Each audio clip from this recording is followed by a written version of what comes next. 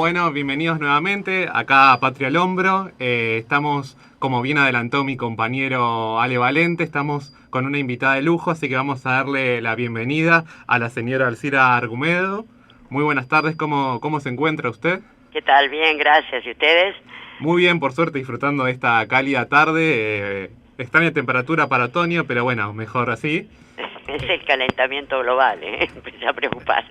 Sí, imaginé que iba a venir una respuesta por ese lado, por algunas notas suyas que hemos estado leyendo para preparar esta entrevista. ¿Qué decís? Bueno, dígame, preséntese usted, digamos, ¿cómo se definiría, con cuáles de sus múltiples roles de política, de socióloga? Bueno, yo trato de mantener todos al mismo tiempo. Soy socióloga, fui docente de la universidad, investigadora del CONICET y ahora estoy en un trabajo bastante más insalubre que ser diputada nacional. Buenas tardes, Alcira Argumedo. Mi nombre es Alejandro Valente. Bienvenida a Patria al Hombro. Yay, mucho gusto, viejo. Teniendo en cuenta todos estos roles que usted tiene, la visión que usted tiene en la Argentina, ¿cuál es el diagnóstico que usted hace de la realidad del país?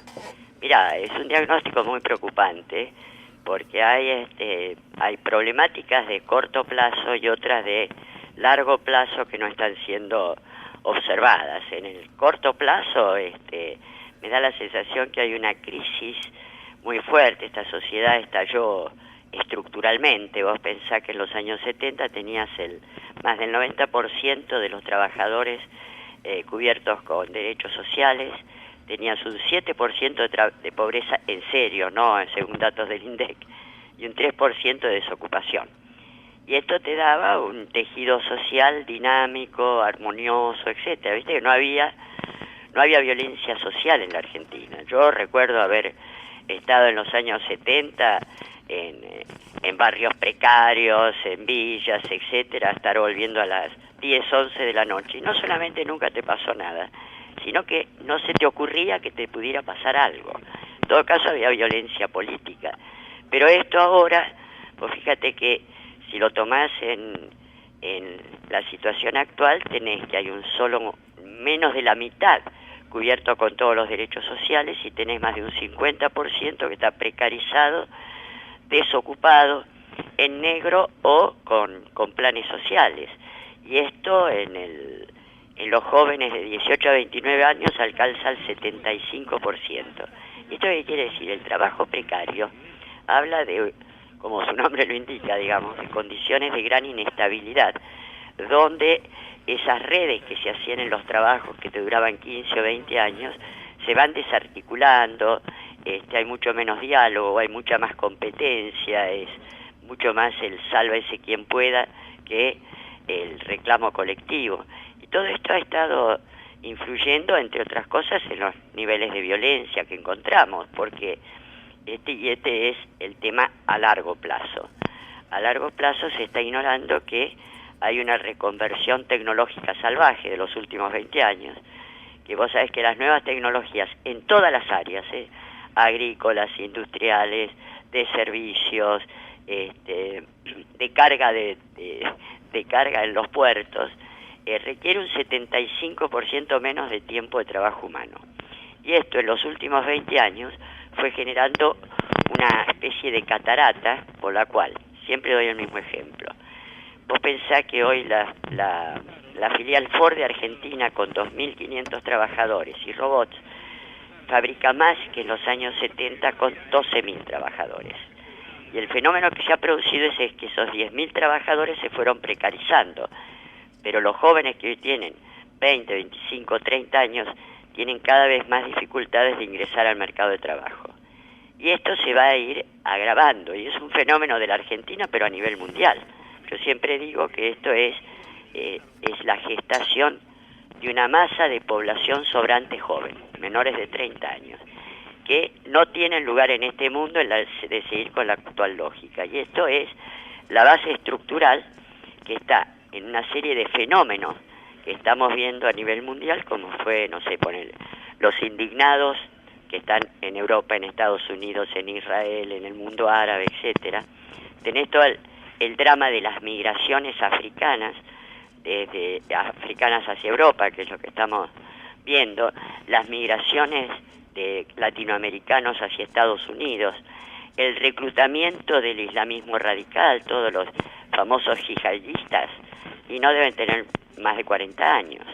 Y este fenómeno tiende a agravarse. Entonces, en la Argentina, esta creación de población sobrante, más la exacerbación de un modelo que se asienta básicamente en extracción de materias primas y deja de lado el potencial industrializador, y en no más de 10 años va a tener una situación bastante catastrófica, ¿no?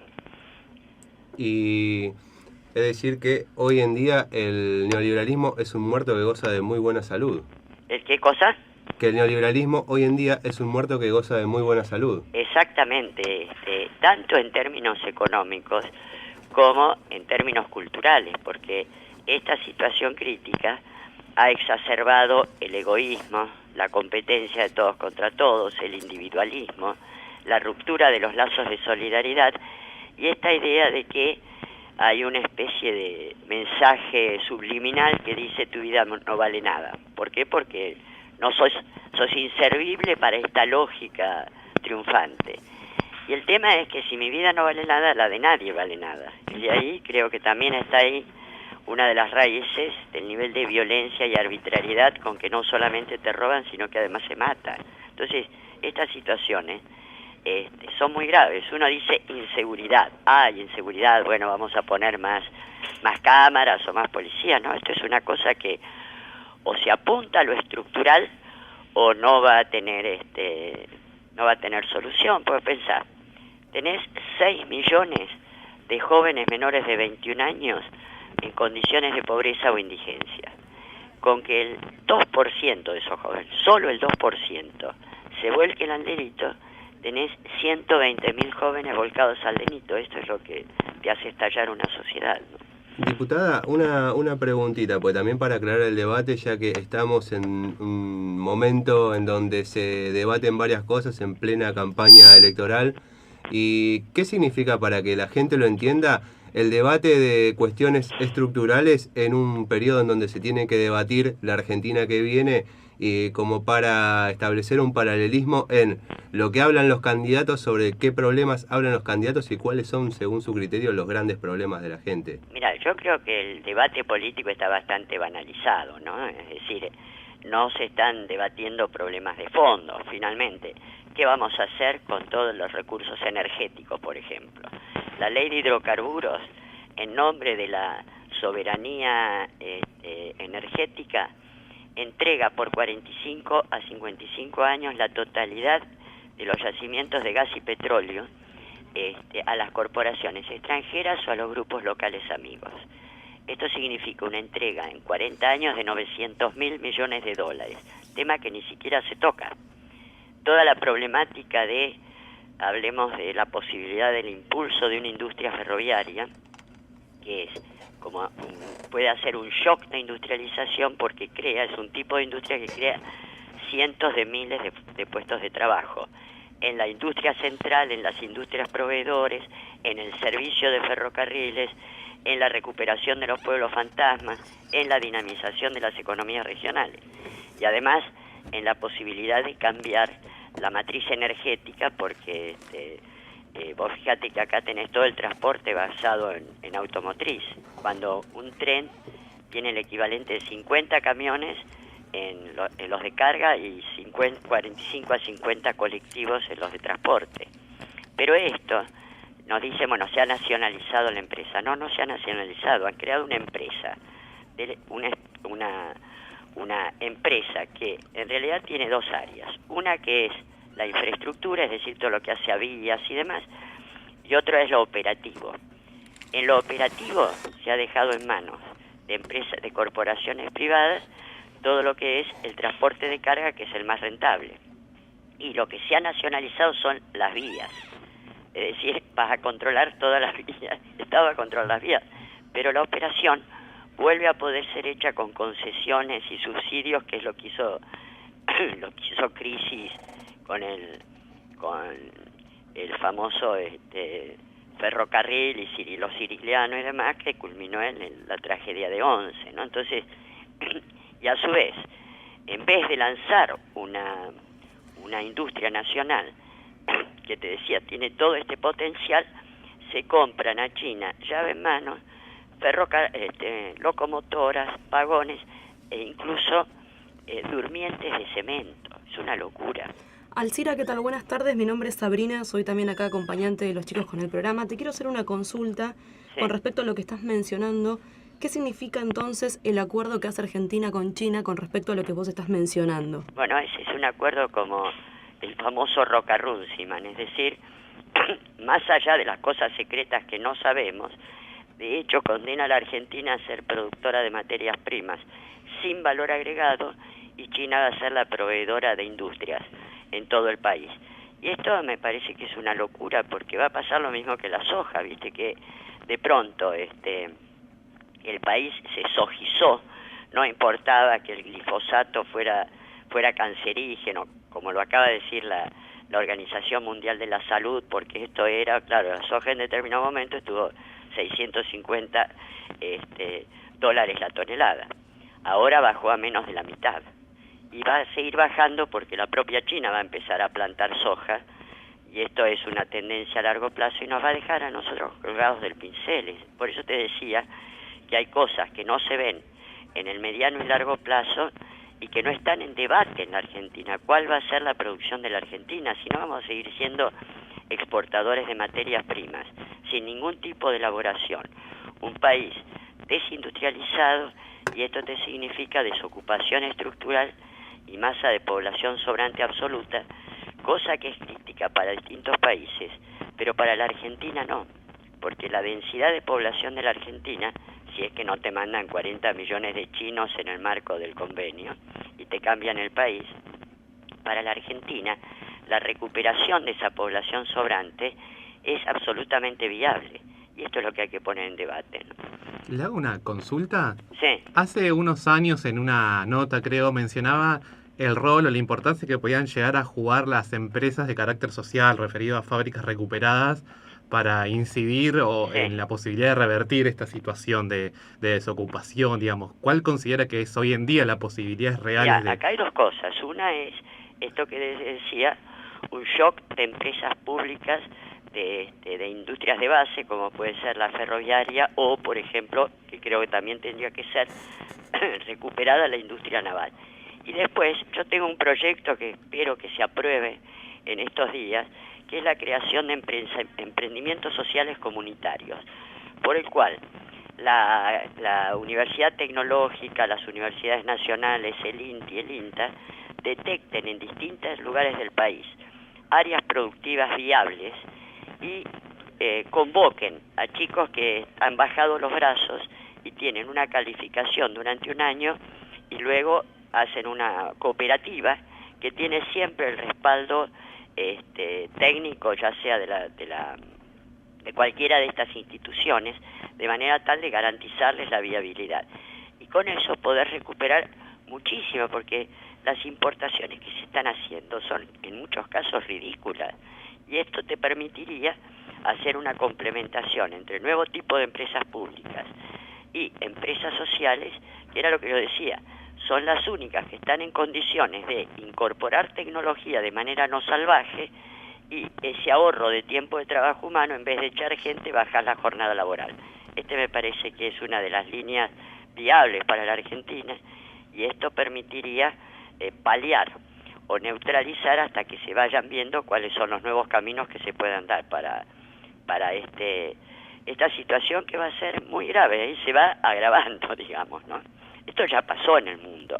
Esto es lo que yo decía. La segunda mitad del siglo XIX, la revolución industrial, cuando empieza a madurar, también era ahorradora de tiempo de trabajo humano. Y por eso los abuelitos blancos que vinieron a la Argentina no eran las aristocracias de la tierra, eran la población sobrante joven que había desplazado la revolución industrial.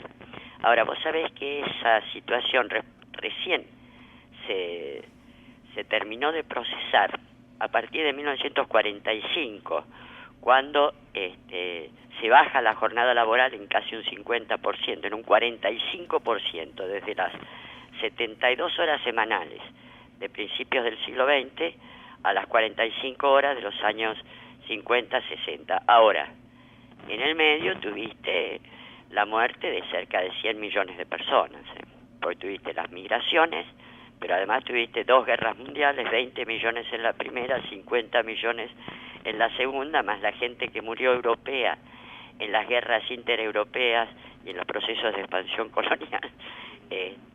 Con lo cual te digo que la situación no es por ser alarmista ni catastrofista, pero las tendencias están a la vista, ¿no? Los primeros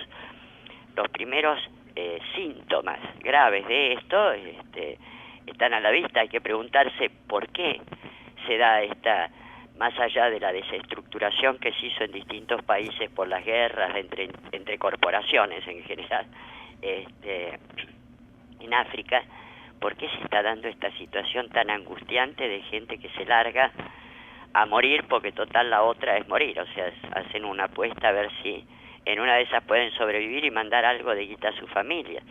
Y esto, si vos empezás a juntar todos los aspectos que se van dando a nivel mundial, más el incremento de la delincuencia y la violencia en el país, descontemos lo del narcotráfico y compañía, te das cuenta que son signos muy alarmantes que no son tomados en cuenta en el debate político, ¿no?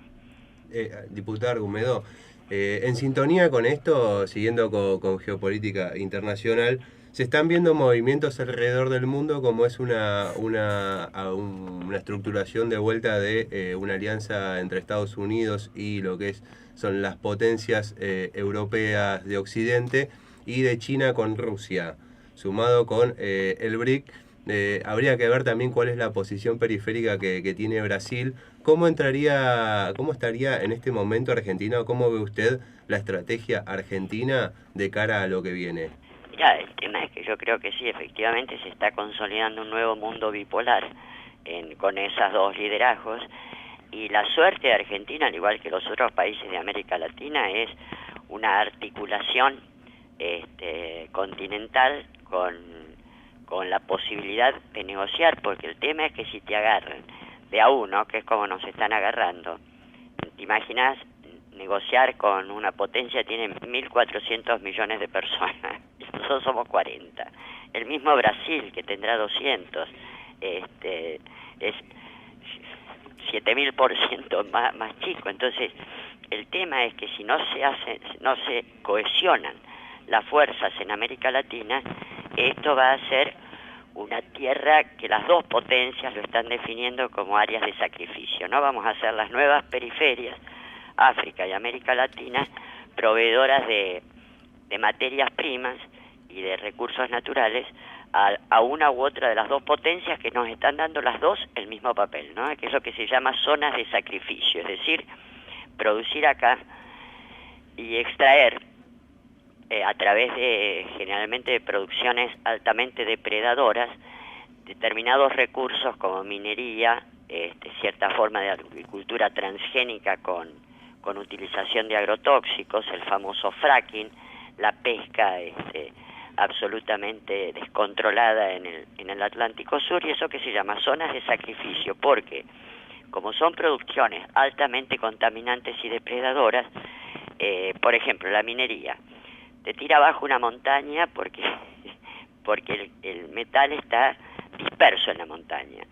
Eso lo separan con cianuro y ácido sulfúrico, y luego se llevan el metal a declaración jurada, y esto no es un acto secundario, y te dejan lo que se llaman diques de cola, es decir, grandes diques del tamaño del dique San Roque cada uno, con un barro tóxico que tiene restos de metales pesados, cianuro, ácido sulfúrico y agua mezclada con tierra.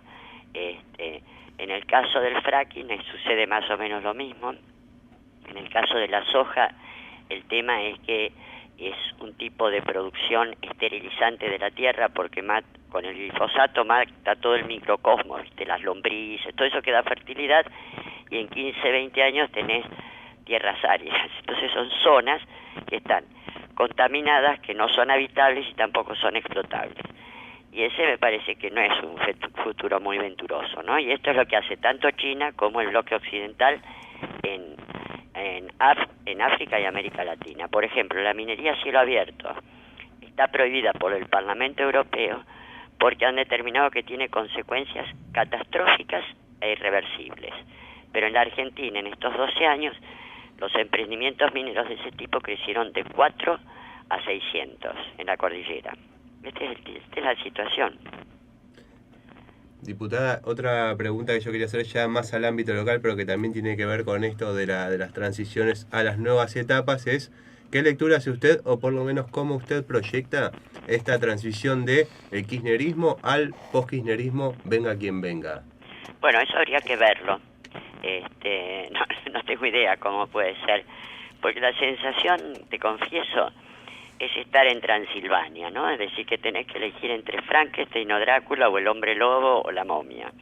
Es decir, verdaderamente hay una situación en la cual la composición de las fuerzas políticas que se enfrentan son nuevas combinaciones de personas que con nombre y apellido fueron responsables y protagonistas de toda esta depredación que se dio en la Argentina, desde las privatizaciones y demás, en todo el ciclo posterior a la dictadura militar, que profundizó el proceso iniciado por la dictadura, ¿no? Entonces, vos decís, bueno, digamos Macri, bueno, fue durante mucho tiempo patria contratista, y su papá, digamos, no es muy presentable. Además, ¿te acordás que digamos, tiene una serie de problemas más o menos graves? El tema es que, pues fíjate que paradójicamente el papá de Macri es el intermediario principal de los acuerdos con China, ¿no? Entonces es el socio principal del kirchnerismo, pero a su vez es el papá del gran opositor al kirchnerismo. Después, si ves lo de Scioli, bueno, Scioli es un fruto del menemismo, nunca fue demasiado crítico hacia eso. Y Massa es un joven que viene desde la UCD, su entrada al peronismo, su líder indiscutido era un dirigente de la UCD hasta el 96, 97, y su cambio fundamental de ingreso al peronismo fue a través del menemismo, ¿no? Entonces, es decir, avalando, por supuesto, todo lo que fue la época de las privatizaciones, Alzogaray y compañía. Entonces, de alguna manera, da la sensación de que cualquiera de las opciones va a continuar con este tipo de situaciones de entrega y de deterioro de las condiciones sociales del país, ¿no? Y bueno, y de cara a lo que viene, ¿cómo se planta o cómo se piensa Proyecto Sur en la Argentina que viene? Mira, el tema es que posiblemente seamos prescindentes de estas elecciones, porque es imposible alcanzar los recursos que se requieren sin corrupción, ¿no? Y sin vender tu alma ni condicionarte, los recursos que se requieren para afrontar una elección presidencial. Pensá que Macri, esto dicho por gente de su entorno, destina a la campaña electoral 1.000 millones de pesos. Nosotros juntando, rompiendo los chanchitos y demás, podemos llegar a 150.000, no sé si entendés. Lo cual es escandaloso, porque en el presupuesto de la Ciudad de Buenos Aires, mientras se destina, del 2015, ¿no? Mientras se destinan 750 millones, que forman parte de esos 1.000, a publicidad oficial, tenés 22 millones para infraestructura hospitalaria. Y esta es una situación verdaderamente escandalosa, ¿no? Entonces, me temo que vamos a ser presidentes, sí. Y bueno, algo que quede para decir a nuestro auditorio, algunas palabras finales en donde se pueden contactar con ustedes. Nosotros aquí en San Fernando tenemos, por ejemplo, un problema ambiental bastante grande, que es el arroyo Reconquista, que contamina a grandes porciones de las poblaciones, y hoy por hoy se encuentran estas poblaciones absolutamente a la vera de lo que dice el artículo 41 de la Constitución Nacional, de contar con un medio ambiente apto para el desarrollo humano. Claro. En este tipo de poblaciones, ¿cuáles serían los mecanismos con los cuales contarían, o dónde se deberían dirigir para efectuar algún reclamo o hacer valer ese derecho? Mira, yo creo que lo más importante es el intento de una protesta colectiva que vaya tomando visibilidad, por supuesto tratando de no cortar ruta, porque ya esto se va a volver loco, pero creo que hay que dar visibilidad social a eso, es lo único a lo cual se empieza a responder. Entonces, una fuerte cohesión social alrededor de esta demanda y una creciente visibilidad es lo que permite que esto llegue a otras instancias de resolución. Me parece que esa es más o menos la clave, ¿no? ¿Y cuáles consideras que pueden ser estrategias para lograr esta cohesión, esta recomposición del tejido social? Sobre todo considerando que anteriormente mencionaba esta política del sálvese quien pueda que se ha impuesto y que tal vez en algún texto anterior hablaba también de colonialismo mental y esta idea de subordinación. Bueno, lo que pasa es que acá yo creo que se necesita un shock de ética, ¿viste? Similar al que dio Francisco en la iglesia, que es alguien que de golpe empieza a tener una autoridad moral por su conducta, por sus valores, etcétera. En muchos casos fue inesperado esto, el impacto que tuvo ese tipo de situaciones, es como que empezó a potenciar lo mejor en mucha gente, ¿no? Y esto me parece que algo de eso va a necesitar la Argentina. Y tal vez la participación, o si se tiene planificado de alguna manera establecer o articular con organizaciones de base o organizaciones comunitarias que son las que están tal vez en nosotros trabajamos bastante, por ejemplo, ahora con la cuestión del fracking, se hizo acá una audiencia en el Senado, estamos participando en reuniones que se han hecho en Entre Ríos y en Mendoza, ayer, antes de ayer, etcétera, porque creo que es eso, ¿no? O sea, porque ese tejido social se va recomponiendo muy paulatinamente a través de movimientos de organizaciones sociales. Pero cada una, como está aislada, piensa que tiene el síndrome del último mohicano. Y acá la idea es que tomen conciencia de que la articulación con otras organizaciones que a lo mejor tienen demandas muy puntuales diferentes, pero que todas obedecen a un mismo proyecto, esa me parece que va a ser la forma de reconstitución del tejido social y la salvación de la Argentina, ¿no? Así que bueno, muchísimas gracias Alcira Argumedo por la molestia de estar hoy aquí en FM La Barca. De ninguna manera es una molestia. Un beso inmenso, viejo. Bueno, muchísimas gracias. Chao, hasta luego.